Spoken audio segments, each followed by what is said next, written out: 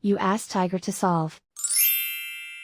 This deals with linear equations with one unknown. The final result is x equals 5. Let's solve it step by step. Simplify the expression. Expand the parentheses. Multiply the coefficients.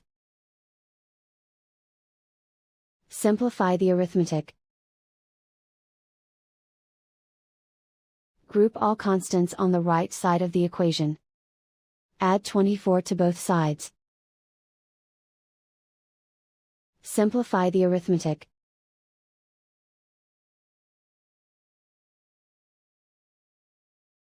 Isolate the x. Divide both sides by 9.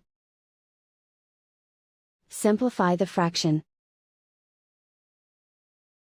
Find the greatest common factor of the numerator and denominator. Factor out and cancel the greatest common factor. And so the final result is x equals 5.